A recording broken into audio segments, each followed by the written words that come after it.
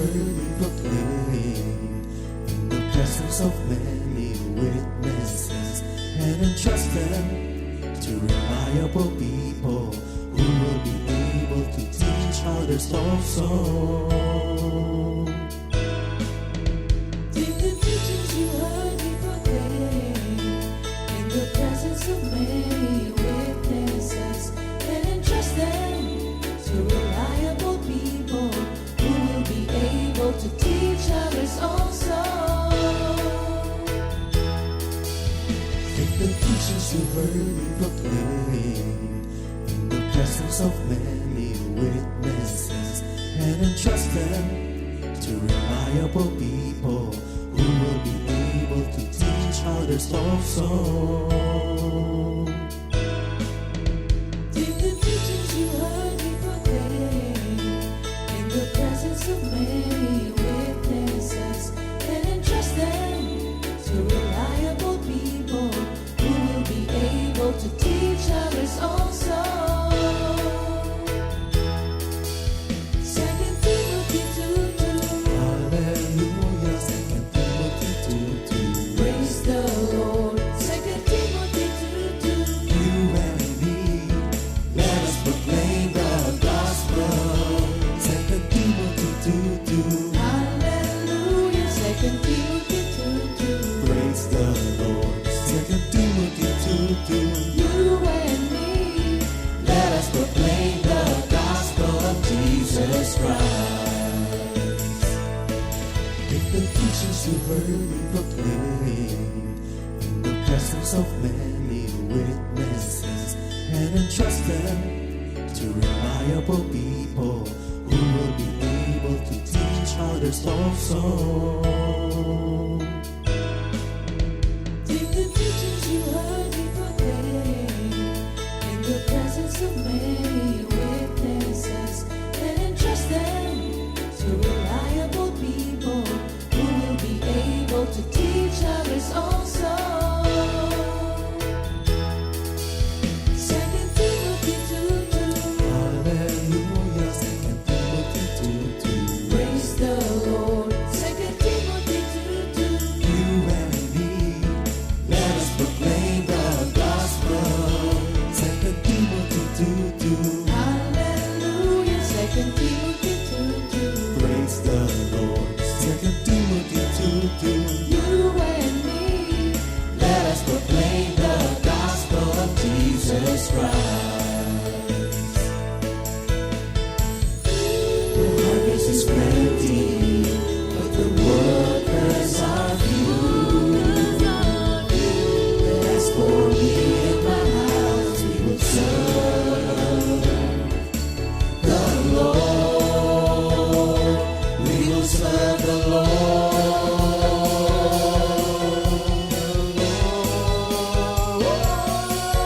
2 Timothy 2:2. Hallelujah. 2 Timothy 2:2. Praise the Lord. 2 Timothy 2:2.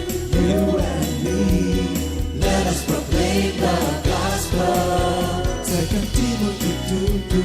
Hallelujah. 2 Timothy 2:2. Praise the Lord. 2 Timothy 2:2.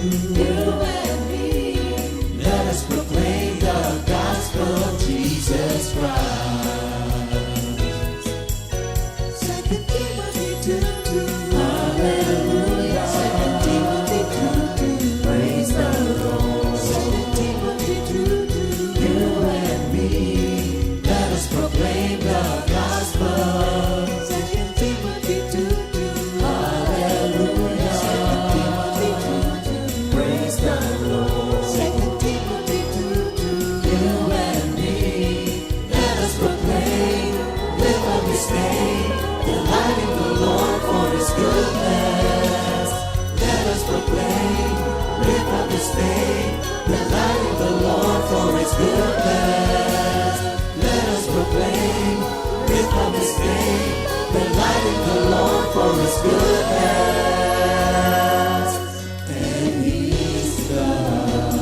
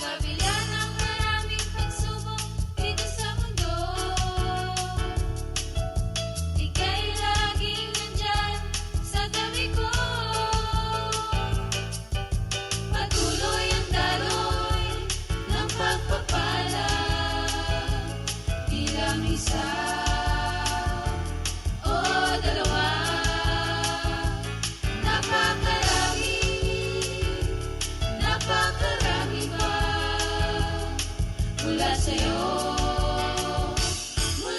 sa'yo, napakarami pa darating. Salamat, salamat sa'yo, O Yahweh, aming Diyos.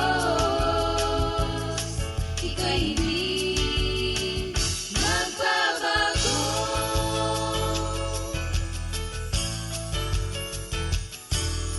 Ako'y galak na galak sa'yo, O Yahweh, dahil ika'y hindi nagpapabaya.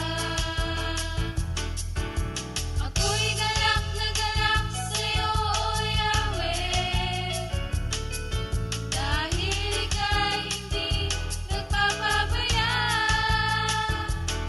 Sa kabila ng maraming pagsubok dito sa mundo, ika'y laging nandyan sa tabi ko. Patuloy ang daloy ng pagpapala, bilang isa o dalawa. Napakarami, napakarami pa mula sa'yo, mula sa'yo. Napakarami pa darating. Salamat, salamat sa'yo, O Yahweh, aming Diyos. Ika'y hindi nagbabago. Ika'y hindi nagbabago. Ika'y hindi nagbabago.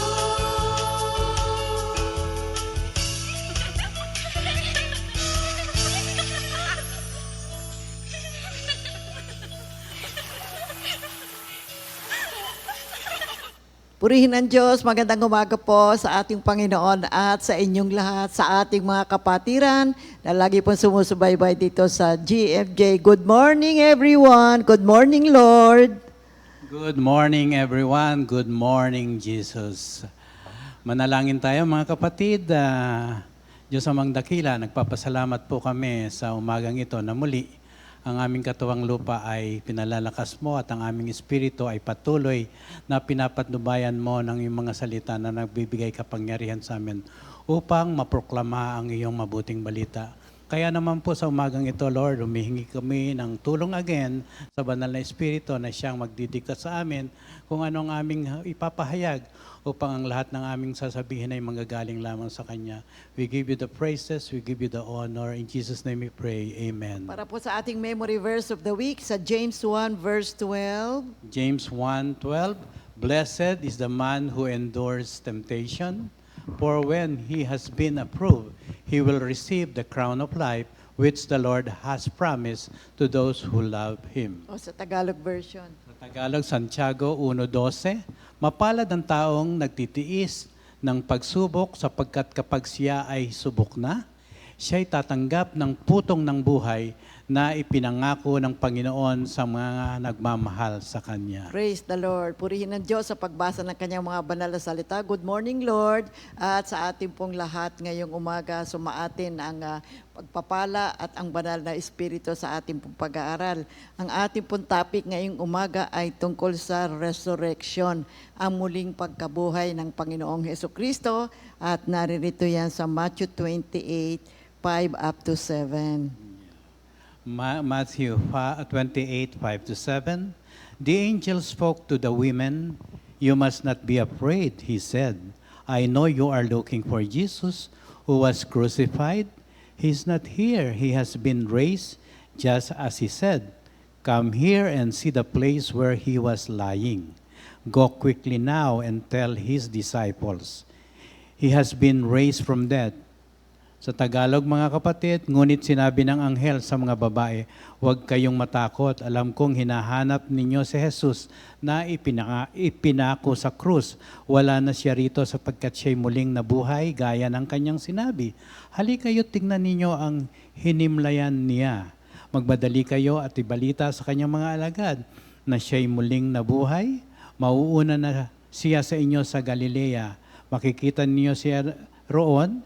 Iyan ang balitang hatid ko sa inyo. Amen. Meron pa po tayong isang Bible verse sa 1 Corinthians 15 verses 3 up to 4. 1 Corinthians 15 verses 3 to 4, I pass on to you what I received, which is the greatest importance, that Christ died for our sins, as written in the Scriptures, that He has buried, and that He has raised to life 3 days later, as written in the Scriptures.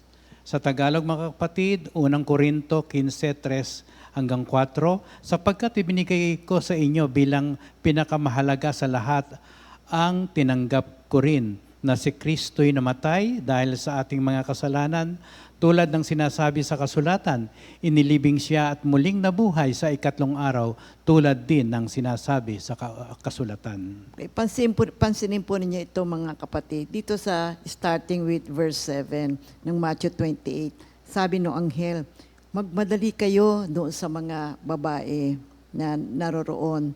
Magmadali kayo at ibalita sa kanyang mga alagad na siya'y muling nabuhay. Mauuna na siya sa inyo sa Galilea. Makikita ninyo siya roon. Nakita niyo ba ito? Nagpunta yung mga babae doon sa tomb. Pero wala doon yung body ni Lord Jesus. And then sabi nung angel, wala na siya rito. Nabuhay na siyang muli. At mauuna siya sa inyo sa Galilea. Makikita ninyo siya roon. Meaning to say, yung patay, nabuhay, at nandirito o nakasulat mga kapatid, mauuna siya sa inyo sa Galilea. Makikita ninyo siya roon. So, ibig sabihin, si Lord Jesus, nabuhay na muli. Dito sa John 11, verse 25, sinabi ni Lord, I am the resurrection and the life. So, He affirms He is the source of both eternal life and the power over death for all who believed in Him. Kaya si Lord Jesus, nilibing siya ng Friday before sunset.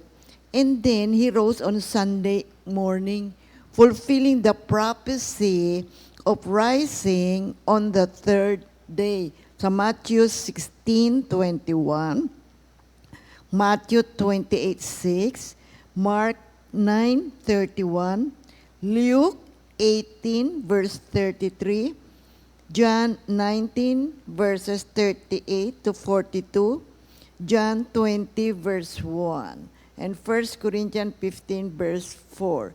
Now, this aligns with the Old Testament third day events such as God bringing forth new life, dito and ultimate restoration. Makikita natin yan sa Genesis 1:11 to 13 and Hosea 6:2. Kaya itong resurrection nito ay recorded sa 4 na gospel, sa Matthew, sa Mark, sa Luke, at kay John. At ito po ay confirmed dito sa Book of Acts and 1 Corinthians 15 verses 3 to 8. So ano ba yung resurrection? Now, when Jesus was crucified, He died, He was buried, so nilagay siya sa isang tomb sealed with a large stone. Kaya on the third day, early Sunday morning, nagpunta nga si Mary Magdalene at yung mga ibang babae at nakita nila, na-discover nila, empty yung tomb. Kaya yung angel nag-announce, He's not here. He has risen as He said. Kaya itong resurrection na ito ay napakagandang salaysay tungkol sa resurrection ng ating Panginoon. And each book provides unique details that together form a comprehensive narrative. Kaya dito sa Gospel ni Mark, yung mga babae, nung makita nila at nagpunta sila doon sa tomb, the stone was rolled away. So kumbaga, naiusog na, naiurong na. And then there was a young man in a white robe who tells them, wala siya rito. Siya ay nabuhay na muli. So dito makikita natin mga kapatid, dito naman sa aklat ni Luke, itong two men dazzling in apparel, nagpakita sa mga babae at sila ay nagpaalala tungkol sa prophecy ng resurrection ni Lord Jesus Christ. Sa Luke 24 verses 4 up to 7. At dito naman sa aklat ni John, provides a more personal encounter where Mary Magdalene meets the risen Christ. Initially, ay napagkamalan niya na ito ay isang gardener until Jesus called her by her name. Dito sa John 20 verses 14 to 16. Kaya itong resurrection ng ating Panginoon is the cornerstone of our Christian faith. Now, it represents not just a miraculous event, mga kapatid, but a profound theological significance that resonates throughout the ages. Ito po ay alam natin, nararamdaman natin, napag-aaralan natin. Kaya para po sa mga mananampalataya, itong resurrection, ito po ay nagpapahayag ng isang pag-asa, inspiration, at moral guidance para po sa ating lahat na mananampalataya. Okay. Kaya nga nung si Jesus ay lumitaw kalaunan kay Pedro at sa mga apostol, sa dalawang tagasunod sa daan, papuntang Emmaus, no? Oo. There are about over 500 people at once na nakakita rin at sabay-sabay sila at mga kapatid ni Santiago at mga apostol na si Pablo. Ang mga pagpapakita na ito ay nagbago sa mga takot na tagasunod tungkol sa matapang na pananampalataya. Ibig sabihin, napagtanto nila na ang pagkatakot ay nawala sa kanila at nagkaroon sila ng courage at ng lakas ng loob. Lalong-lalo na witness nila na ang pananampalataya kay Jesus ay tunay. At it is a testament to the power of God and the promise of redemption, eternal life for all who believe. Okay. Talakayin natin itong historical context na pinag-uusapan natin, mga kapatid. Para ma-appreciate natin itong resurrection, dapat nating maintindihan yung historical content nito. At ang buhay ni Jesus, lalo na ang kanyang pagpapako sa krus at ang kanyang muling pagkabuhay ay nakatala sa 4 na ebanghelyo, nabanggit nga ni Sister Remy, sa Mateo, sa Marcos, Lucas at Juan. At bawat ebanghelyo ay naglalahad ng isang kwento na hindi lang nagpapakita ng himala ng pangyayari, kundi pati na rin ang malalim nitong epekto sa maagang komunidad ng mga Kristiyano. Now, historically po, ang ating Panginoong Hesukristo ay na-crucified around 30 to 33 AD under Roman authority. And he was accused of blasphemy and claiming to be the king of the Jews. Now, however, after his death, he was buried, and on the 3rd day, he rose from the dead. Now, this is an important moment that transformed the disciples from fearful followers. Kasi dati-dati, nahihintakutan sila eh. Pero ngayon, nung makita po nila ang muling pagkabuhay ni Jesus, sila po ay naging courageous, naging bold sila sa pagpapahayag ng magandang balita. Para sa kanila, nakita nila ito, mabuti na ito ay malaman ng maraming mga tao.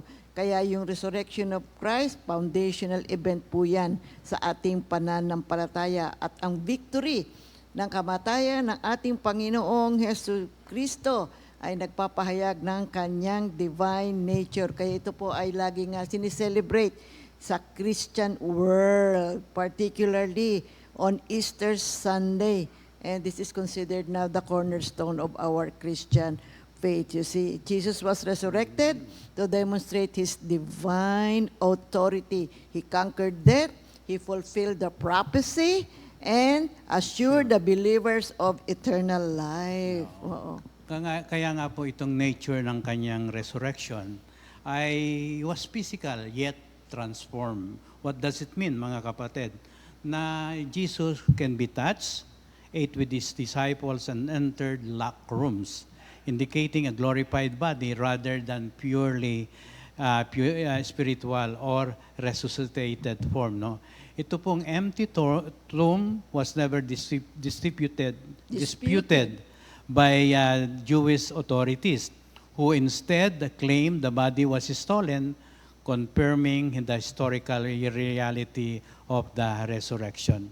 Ito pong muling pagkabuhay ng ating Panginoon ay nagpapatotoo rin sa napakalaking kapangyarihan ng Diyos na nagpapakita na kaya niyang baliktarin o i-reverse ang kamatayan mismo at magawa ang imposible para sa mga tao. Yan po ay naitala sa unang Korinto 15:54 at hanggang 55. At naisulat din po yan sa Gawa 2:24.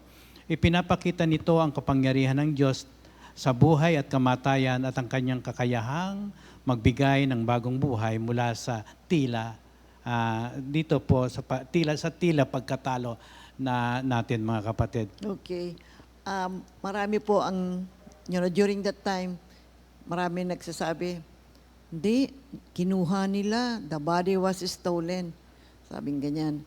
Pero marami po dito sa Biblia nakasulat ng proof ng muling pagkabuhay ng ating Panginoong Heso Kristo. Historically, biblically, scholarly, ay meron pong mga strong evidence that supports the claim that our Lord Jesus Christ rose from the dead. So number one proof of the resurrection, the empty tomb. Sa Matthew 28 verse 6. You know, the empty tomb is the strongest proof na ang ating Panginoon ay muling nabuhay. Now, there are two major theories that has been advanced by unbelievers. Sabi nga, hindi, ninakaw nila yan eh. Diba? At sinasabi pala, kayo namang mga babae, mali naman ang pinuntahan ninyo na tumbe. Kasi, kaya makikita natin mga kapatid, tunay po na muling nabuhay ang ating Panginoon. At itong tomb na empty, ito po ay matibay na kapahayagan na ang Diyos na ating Panginoong Heso Kristo ay muling nabuhay. So, nung ito po ay makita ng mga babae, sila po ay nagulantang, di ba? Hindi nila akalain na ganon ang mangyayari. Kaya ang nangyari, kinausap sila ng anghel at sinabi sa kanila, wala na siya rito, siya ay muling nabuhay ayon sa kanyang sinabi. Ikalawang proof naman, mga kapatid. Ang ikalawang proof of the resurrection was the holy women eyewitnesses. Sila'y nakakita. May mga banal na mga babaeng saksi. Ito po'y karagdagang patunay na tumpak na ang mga historical na tala ng mga ebanghelyo. Oo. Tandaan po natin, kung gawa-gawa lang ang mga kwento, walang sinaunang manunulat ang gagamit ng mga babae bilang saksi sa pagkabuhay na muli ni Kristo. Sapagkat sa panahon ng Biblia, ang mga babae ay itinuturing na ikalawang uri ng mamamayan. Second class lang po sila, itong mga babae. Hindi man lang pinapayagan na magpatotoo sa hukuman, pero sinasabi sa Biblia na ang unang nakakita sa muling nabuhay na Kristo ay sina Maria Magdalena at ang mga iba pang banal na babae. Kahit ang mga apostola hindi naniwala kay Maria nang sabihin nitong walang laman ang libingan. Si Jesus na laging may special na respeto sa mga kababaihang ito ay iginalang sila bilang unang saksi sa kanyang pagkabuhay na muli. Walang magawa ang mga lalaking manunulat ng Ebanghelyo kundi iulat ang nakakakilabot na pabor ng Diyos na ito dahil ganon nga ito nangyari, mga kapatid. This is really a God's favor. Okay. Pangatlo, mga kapatid, ito yung binabanggit natin na proof ng resurrection na Jesus apostles, newfound courage. Okay, yan po yung ikatlong proof Oo, nakatagpo sila ng iba yung kalakasan.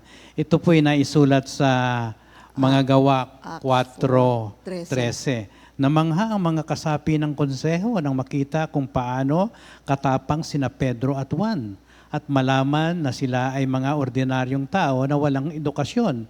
Napagtanto nila noon na sila ay mga kasama ni Jesus. Amen. No? Kaya itong pagkatapos na maipako sa krus, si Jesus, ang mga apostol po ay nagtago. Nagtago. Oo, sa likod ng mga nakasarang pintuan. Natatakot na sila na ang susunod na papatayin ay sila na.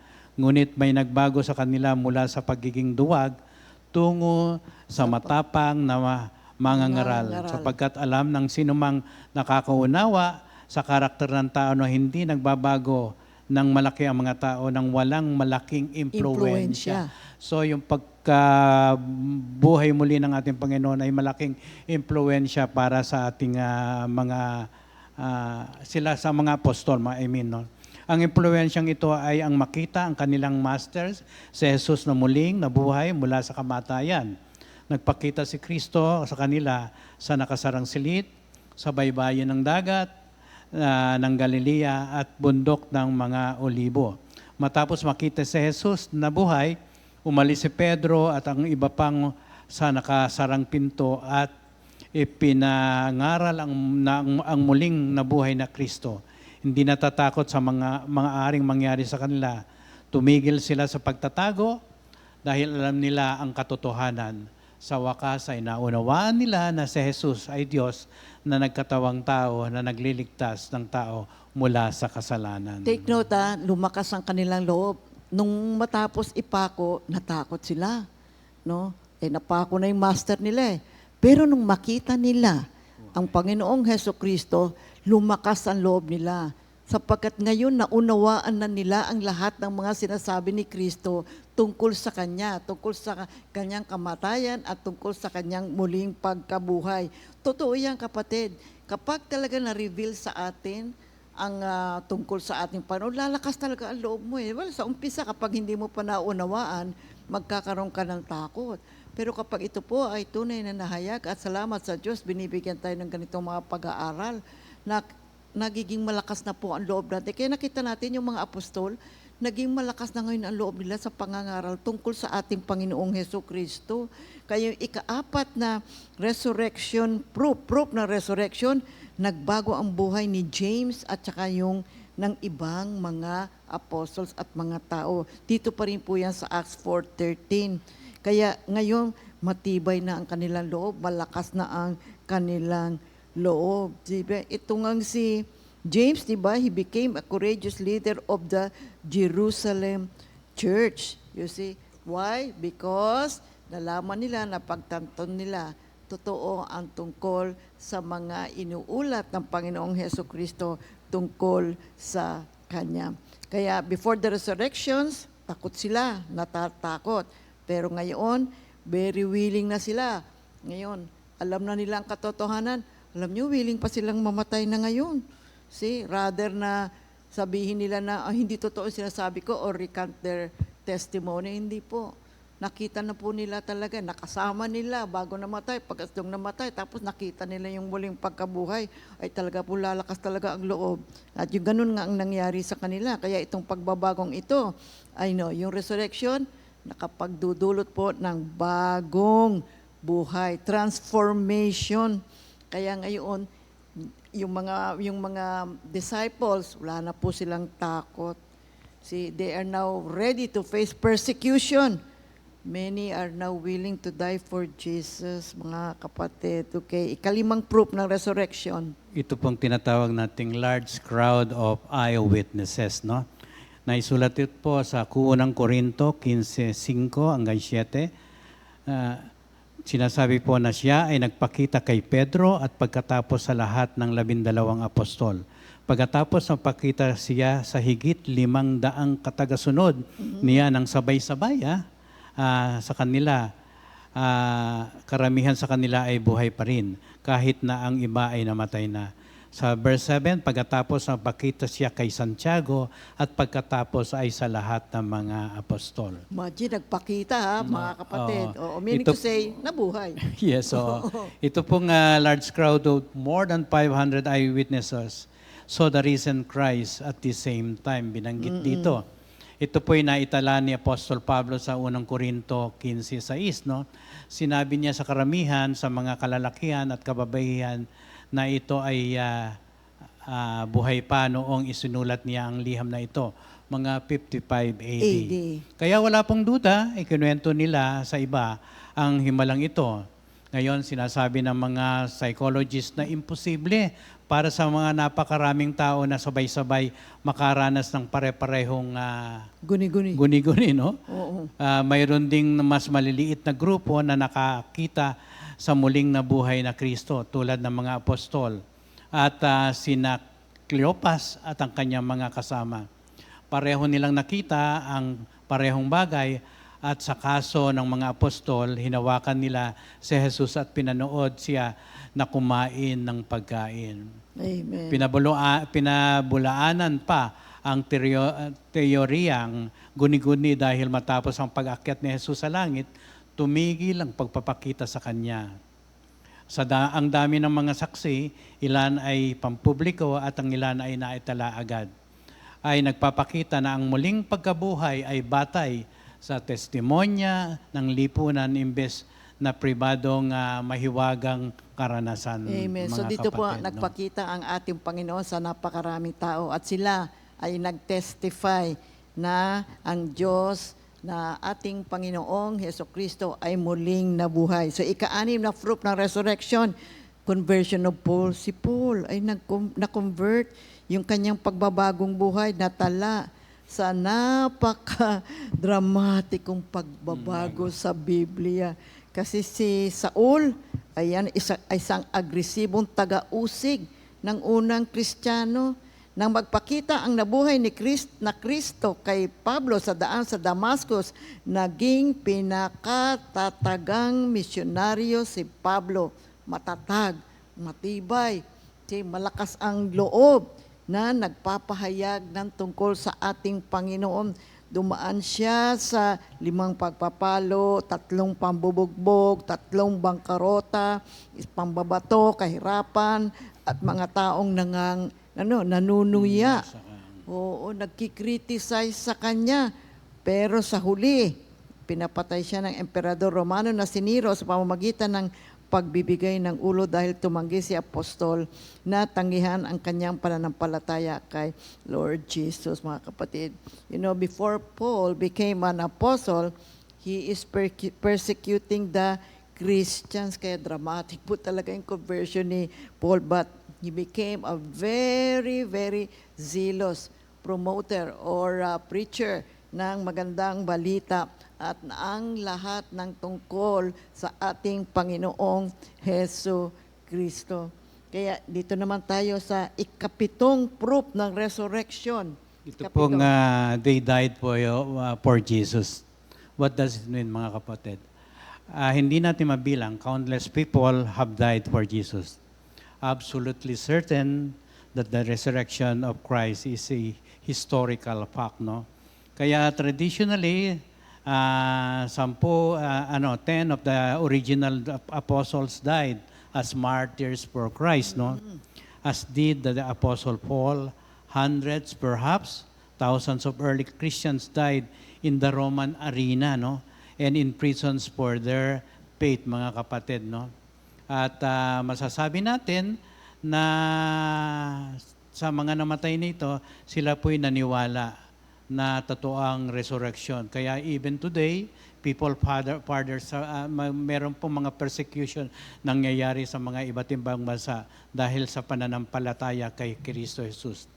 At may mga isolated group na nagbigay ng kanilang buhay, masasabi nila sa isang kultong leader. But for Christians, martyrs have died in many lands. Marami pong namatay na martyr sa iba-ibang lugar for nearly 2,000 years, believing Jesus conquered death to give them eternal life, mga kapatid. Maraming mga grupo kasi ng mga mananampalataya, merong mga totoo, merong mga cult, kulto, ika nga, hindi naman sila totoo. Merong mga tao, maski na hindi totoo yung kanilang grupo or kulto, Nagpapakamatay they din. die for their leaders. Pero ang mga Kristiyano, makikita natin, noong unang panahon sa Old Testament, marami po talaga, they willingly died for their faith, for our Lord Jesus Christ. Yan po ay isang proof din na muling nabuhay ang Diyos, namatay siya, nakita nila ngayon ang muling pagkabuhay ni Lord. Iba nga namang klase yung nalaman mo, namatay pagkatapos nabuhay. At hindi mo lang basta nalaman, nakita pa nila, mga kapatid. So, ikawalong proof ng resurrection, yung early church nag-grow ngayon ang the group of the believers. Acts 2:31-33. David saw what God was going to do in the future. So he spoke about the resurrection of the Messiah when he said, he was not abandoned in the world of the dead. His body did not rot in the grave. So that is about resurrection.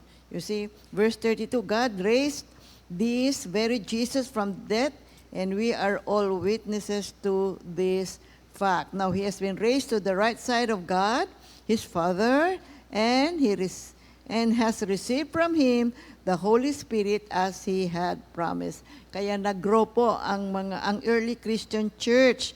Ito po ay isang indicator ng resurrection. Pagkat marami ang nakakita, so ano nangyari? Naniwala sila. So lumago, at dumami ang mga mananampalataya. Kaya nangusap pa si Pedro sa Pentecost doon sa Acts. Kaya lalo pong lumaganap ang pananampalataya sa ating Panginoong Hesukristo. So mula sa isang iilan, ito po ay muling lumalago. Amen. Kaya yan po hanggang ngayon, glory to God, lumalago po ang pananampalataya sa ating Panginoong Hesukristo. Kaya nga tayo pong mga mananampalataya, tinatawag tayong Christians. So number 9, the proof of resurrection. Ito pong tinatawag nating historical and scholarly support. Patuloy na sinusuportahan ng mga pag-aaral ng mga lumang bagay, labi o kasaysayan ng tao noon ang historical na katumpakan ng Biblia, mga kapatid. Madalas nating nakakalimutan na ang mga ebanghelyo at aklat ng mga gawa ay mga first-hand na ulat tungkol sa buhay at kamatayan ni Jesus, mga kapatid. May karagdagang ebidensya, hindi man ito biblical, tungkol sa pagkakaroon ni Jesus mula sa mga isinulat ni Flavius Josephus, Cornelius Tacitus, Lucian ng Samosata at ng Jewish Sanhedrin, mga Marami kapatid. kasing mga sumulat din. Oo, ng tungkol sa kay Lord Jesus, lalo na yung sa kanyang muling pagkabuhay. Sino ba naman ang hindi magugulat? Alam niyo naman, kilala si Lord Jesus nung panahon na yun, di ba? He was greatly persecuted. And he was even, he died on the cross. Pagkatapos malalaman mo, nabuhay. At marami ang nakakita. Kaya taken together, ito mga proof of resurrection form a coherent, historical grounded case for Jesus' resurrection. Kaya nga, while faith is central to Christianity, ito pong mga evidences na ito ay nagpo-provide ng strong historical support that Jesus truly rose from the dead, shaping the foundation of the Christian belief. So yun yung proofs, Mayroon po tayong siyam na proofs. Siyam lang na isulat natin, mga kapatid, pagka talagang pinag-aralan mo pa, napakalawak nitong topic na resurrection. Ngayon, ano naman ho ang importansya? Ano ang significance ng resurrection ng ating Panginoong Hesukristo? Amen. So unang-una, it validated Jesus' divinity and ministry. Yung kanyang muling pagkabuhay, mga kapatid, Jesus was now really identified as the Son of God, and He is the Messiah. Yep. Kaya yung kanyang resurrection serves as divine authentication of His teachings and ministry, proving na yung kanyang pagkatao na walang kasalanan, yung kanyang divine nature, it serves as what? Authentication, tagpapatunay na siya ay anak ng Diyos at ang mga pangako ng Diyos ay totoo. He has a sinless character, He has a divine nature. Kaya itong resurrection, importante po ito sa buhay natin mga kapatid. Kasi ito po ay nagpahayag ng kapangyarihan ng Diyos to bring life from death.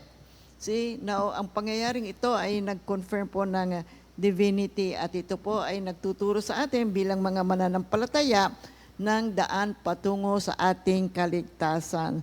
See, resurrection emphasizes our inner self, the renewal of our inner self, and the attainment of eternal life through faith in our Lord Jesus Christ. So, this resurrection, nagpapatunay po na ating Panginoong Hesukristo ay anak ng Diyos and He Himself is God. So, Oo, kaya nga itong confirmation of divinity, ito pong muling pagkabuhay ng ating Panginoon ay nagsisilbing a divine validation ng kanyang identity as the Son of God.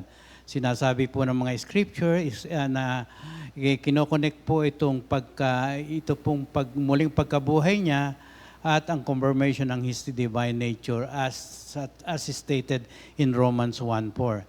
Jesus was declared with power to be the Son of God by His resurrection from the dead.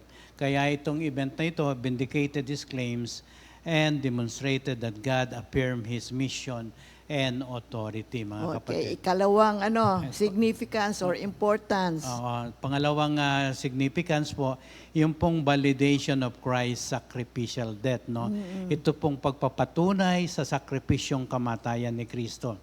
Dito po, pinapatunayan din ng pagkabuhay na magmuli ni Kristo na sapat ang kanyang kamatayan sa krus para sa kapatawaran ng kasalanan. Dito po ay binigyan po ni San Pablo na si Kristo ay diniliver dahil sa ating mga kasalanan at binuhay muli dahil sa ating katuwiran, no? For our justification, Romans 4:25. Kaya sa pamagitan ng kanyang pagkabuhay na muli, malinaw na ipinakita na lubos na nasiyahan ng Diyos sa kanyang sakripisyong kabayaran, tinitiyak na ang kasalanan ng mga mananampalataya ay napapatawad at may kahulugan ang kanilang pananampalataya. Kaya binigyan ng diin ni San Pablo na kung hindi nabuhay na muli si Kristo, ang mga mananampalataya ay mananatili pa rin sa kanilang mga kasalanan. Okay. Unang Korinto 15:17 at Roma 4:25. Okay, ikatlo pong significance, victory over sin and death. So pinapakita po ng resurrection ng ating Panginoon na yung kanyang kamatayan sa krus, sufficiente na po ito para po sa kapatawaran ng ating mga kasalanan. Now, by rising from the dead, He defeated death itself, ensuring that the believers are justified and reconciled to our God. So this victory assures Christians that death is not the ultimate end, but the passage to eternal life. Kaya ito po ay nagpapahayag ng kapangyarihan ng Diyos over life and death. Mga kapatid, and this confirms His sinless character na tanging siya lamang ang pwedeng maging kabayaran para po sa ating mga kasalanan. Kaya ito pong event na ito signifies the defeat of sin and death. At ito po ay nag-o-offer sa mga believers ng pag-asa ng buhay na walang hanggan. Romans 6:9 declares, "For we know that since Christ was raised from the dead, He cannot die again. Death no longer has the mastery over Him." No, ikaapat naman, ito po, ang significance o importansya ng resurrection ng ating Panginoon. Number 4. Ay katagumpayan over spiritual forces, ng mga kapatid. Okay. Ngaya itong resurrection ay nagde-demonstrate ng triumph ng ating Panginoon over demonic power and spiritual forces.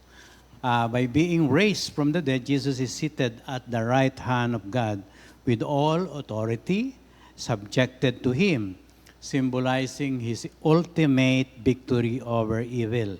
Naisulat po yan sa 1 Peter 3:22. Kaya ito pong resurrection ng ating Panginoon was not merely a miraculous event, but a pivotal act with profound theological significance. Kaya kino-compare po itong divinity niya. It validates His atoning death, defeats death, fulfills prophecy, at ina-assure po lahat ng mananampalataya ng isang buhay na walang hanggan, and it demonstrates victory over spiritual forces. Ito pong mga reasons na ito ay collectively form the foundation of Christian faith and hope, mga Amen. kapatid. Ikalima, fulfillment of prophecy. Kasi sa Old Testament pa lang na-prophesy na po ito, mga kapatid, concerning the Messiah. Psalm 16:10 foretells, "For you will not abandon my soul to Sheol, nor will you let your Holy One see decay." So makikita natin yan.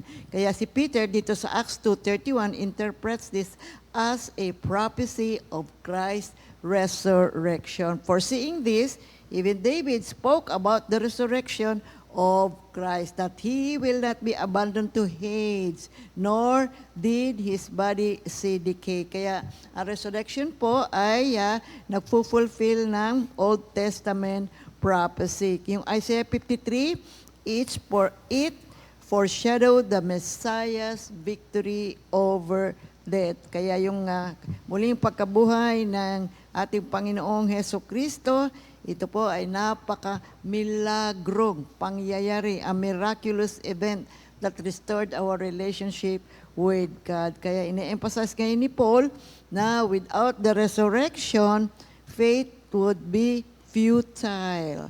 Pure futile, walang silbi, and salvation is impossible. Oo nga naman, kailangan mabuhay na muli ang Panginoon natin, sapagkat ang sino man tumanggap kay Kristo, si Kristo ay namatay at muling nabuhay, tayo rin mga kapatid ay mamamatay na sa lumang pagkatao at tayo magkakaroon ng bagong buhay na nakaugnay sa ating Panginoong Heso Kristo.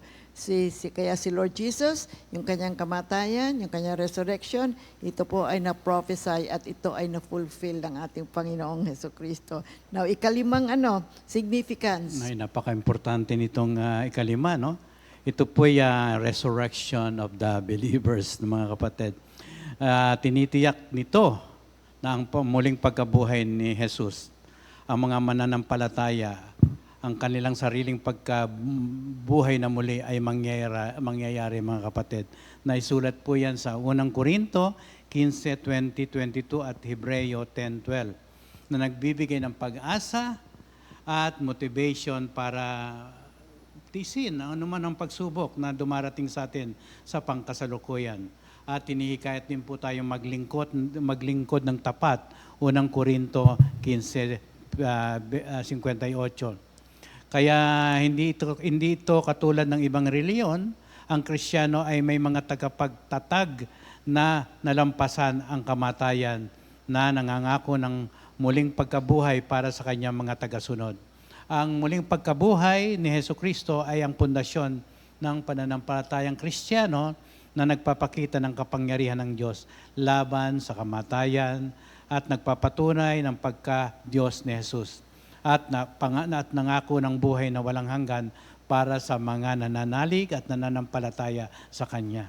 Okay. Ito pong assurance of believers' resurrection ay ginagaranti that those who follow Christ will also be raised to eternal life. Kaya unlike other religious founders, Jesus transcended death, offering a living hope and an imperishable inheritance for His believers. 1 Peter 1:3-4 and 1 Corinthians 15:55. Ito pong assurance na ito ay binibigyan tayo ng kapangyarihan, tayong mga Kristiyano, to endure trials, persecution, and challenges, knowing that our labor in the Lord is not in vain, mga kapatid. 1 Corinthians 15:58. Ngayon naman po ay ika-6 na significance, assurance of eternal life, mga kapatid. Kaya ito pong kamatayan at muling pagkabuhay ng Panginoong Jesucristo, ito po ay nagbibigay sa atin ng isang pangako ng buhay na walang hanggan, mga kapatid. Jesus is described as the first fruit of those who have died, indicating that His resurrection guarantees a future resurrection of all the believers. 1 Corinthians 15:20. Kaya ito po ay nagbibigay ng pag-asa sa atin na mayroong buhay sa kabilang buhay. Kaya ito pong resurrection ni Lord Jesus, tinuturuan po tayo, kakayanin po natin ang batahin, ang mga sitwasyon sa buhay natin sapagkat kasama natin ang buhay na Diyos. Ikapitong significance, Empowerment for Christian living, mga Okay. kapatid. Ito pong resurrection empowers believers to live transformed lives, mga kapatid. Kaya dito through the indwelling of the Holy Spirit, Christians are called to walk in a newness of life, no? Reflecting Christ's victory sa ating araw-araw na pamumuhay, ito pong action natin, at ito mga spiritual growth ay mangyayari sa buhay natin. Romans 6:4, binanggit po yan. Kaya ito po yung nagpo-provide ng strength to overcome sin and live in alignment with God's will, mga kapatid. At ang muling pagkabuhay ni Kristo ay hindi lang ang physical na pagkabangon mula sa kamatayan, kundi isang malalim na simbolo rin ng spiritual na pagbabago, mga kapatid, at panibagong simula.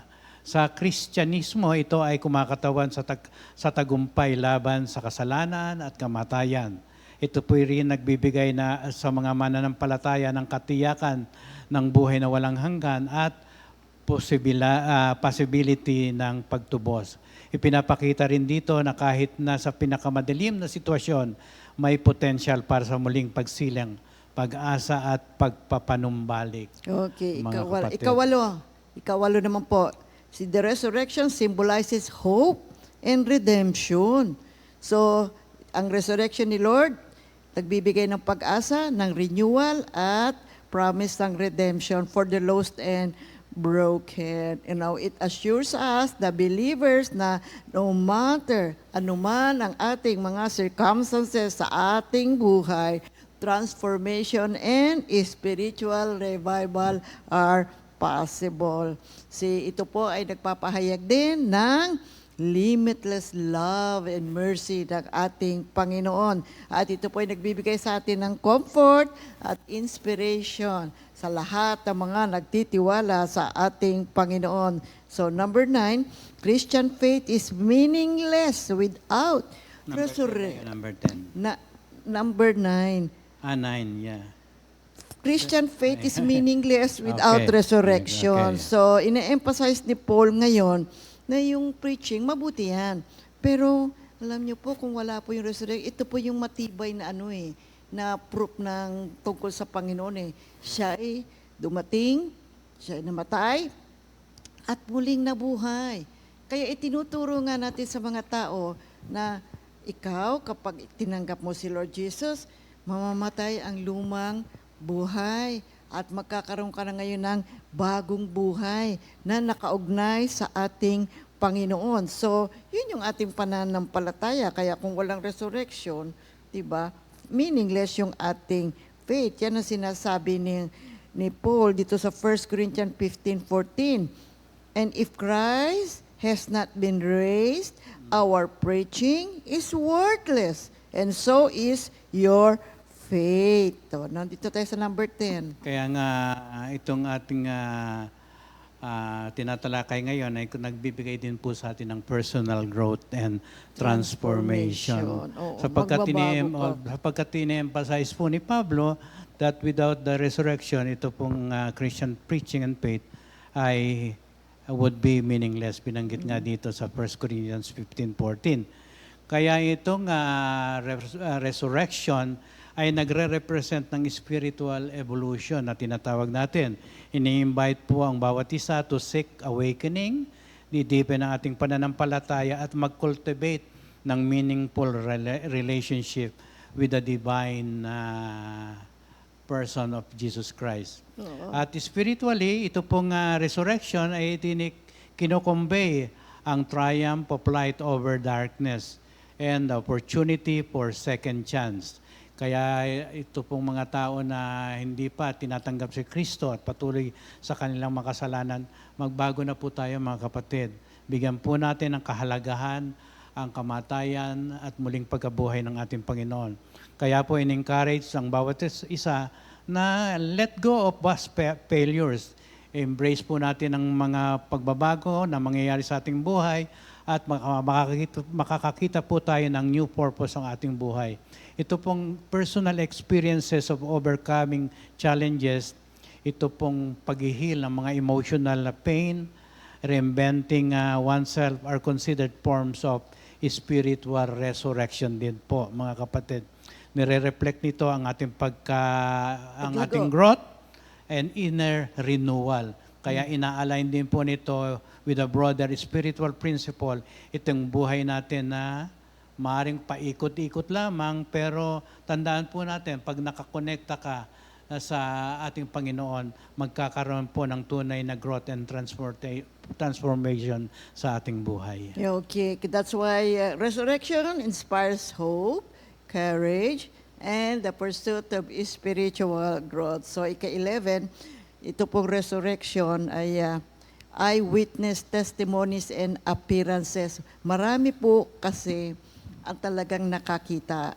Marami po ang nag-testify. So, makikita natin, ito po ngayon ay mahalaga. Marami kasi ang binigyan ng pagkakataon, binigyan ng biyaya na makita nila ang buhay na Panginoong Heso Kristo.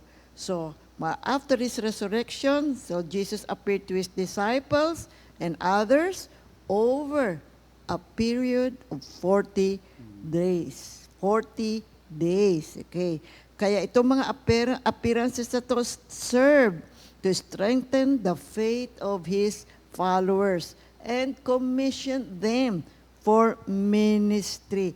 And He also appeared to 2 disciples on the road to Emmaus, sa Luke 24:13-35, to the apostles in the locked room, in John 20:19-23, and to over 500 people at once in 1 Corinthians 15:6. So ano naman po ang meaning nitong resurrection na ito? Bakit po mahalaga ito, mga kapatid? Kasi alam po ninyo, ito pong resurrection is victory. Victory po ito, katagumpayan po itong mga kapatid. So it proves to us that death is not the end. Now, this confirms the divine nature of our Lord Jesus Christ, the Son of God. Now, dito makita natin na conquer niya yung death. See, He has the power to conquer death. So, it means na tayo ngayon, mga kapatid, again, sinasabi natin, kapag tayo po ay nakipag-isa sa Panginoon, ay alam niyo naman ang buhay natin nung araw, 'di ba? Puno tayo ng kasalanan.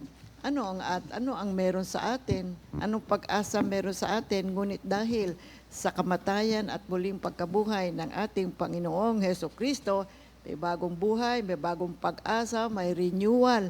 We see, anuman ang situation natin, you see, renewal, revival is possible sapagkat muling nabuhay ang ating Panginoong Heso Kristo.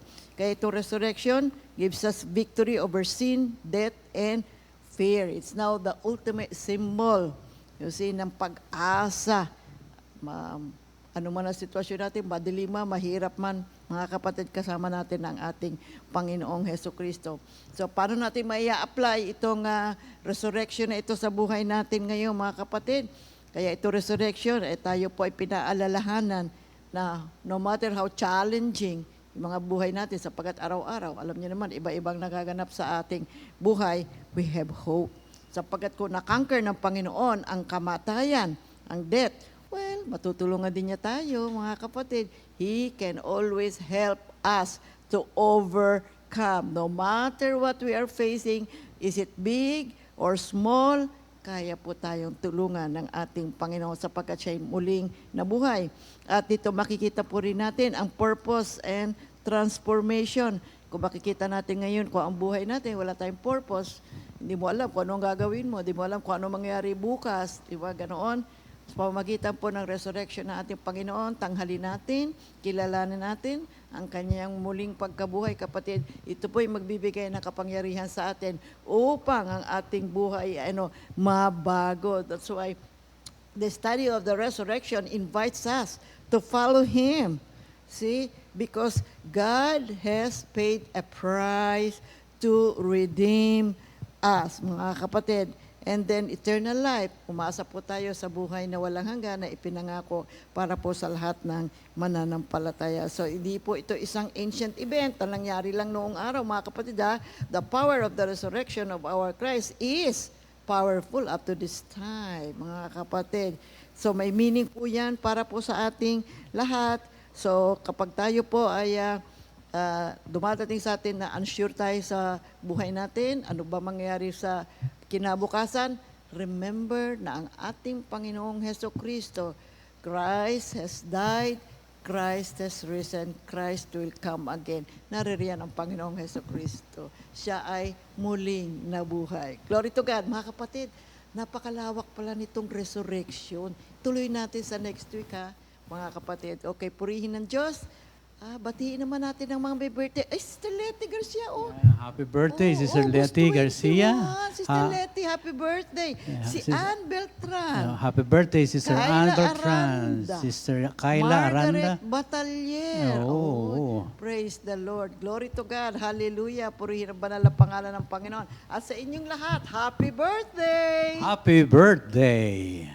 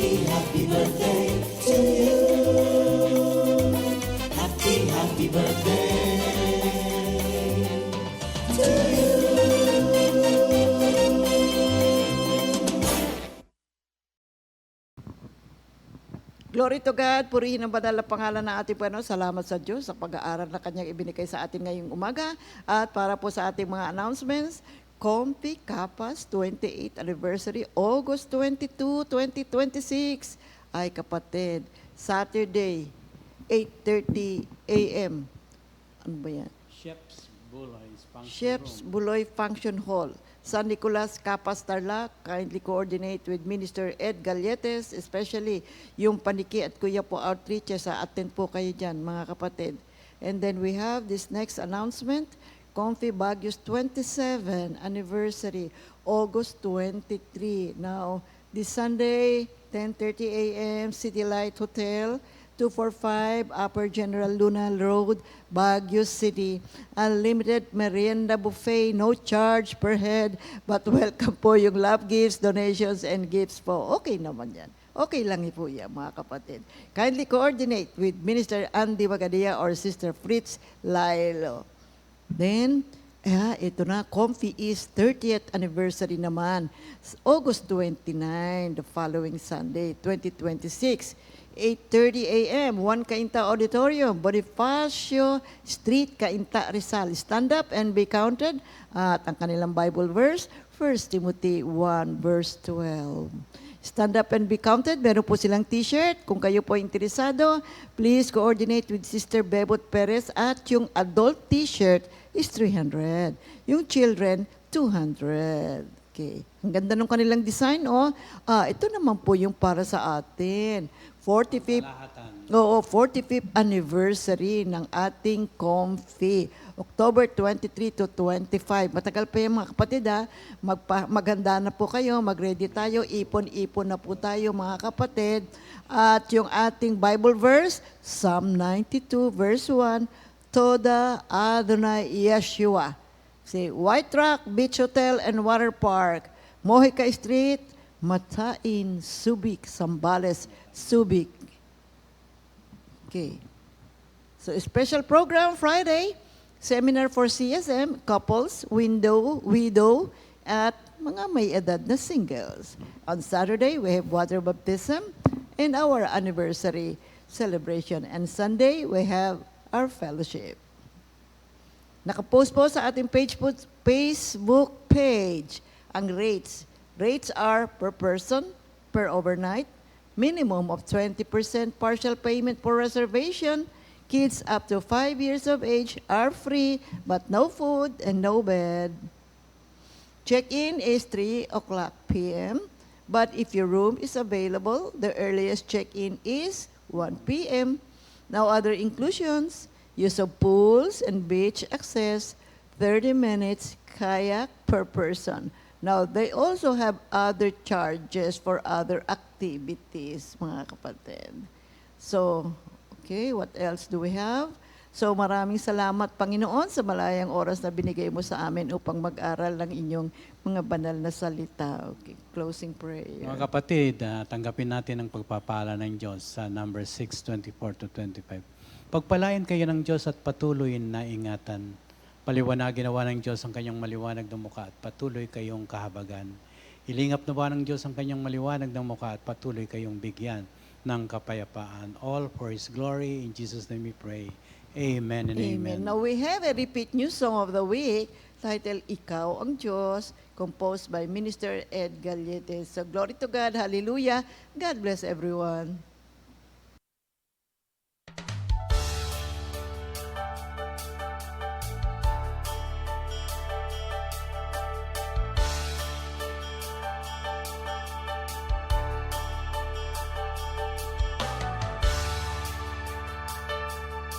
Ikaw ang Diyos, karapat-dapat kang papurihan.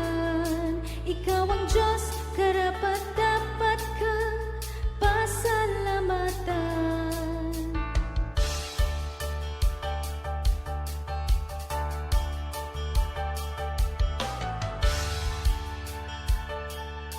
Ikaw ang Diyos, karapat-dapat kang papurihan. Ikaw ang Diyos, karapat-dapat kang pasalamatan. Simula pa ng likhain ng mundo, ikaw ay naroon na. Ang Alpha at Omega, ang simula at ang wakas. Sa silong ng langit, pangalan Jesus lamang ang binigay ng Diyos sa ikaliligtas ng lahat. Ikaw ang Diyos, karapat-dapat kang papurihan. Ikaw ang Diyos, karapat-dapat kang pasalamatan. Simula pa ng likhain ng mundo, ikaw ay naroon na. Ang Alpha at Omega, ang simula at ang wakas. Ikaw ang Diyos ni Abraham. Ikaw ang Diyos ni Isaac. Ikaw ang Diyos ni Jacob, at ikaw ang Diyos naming lahat.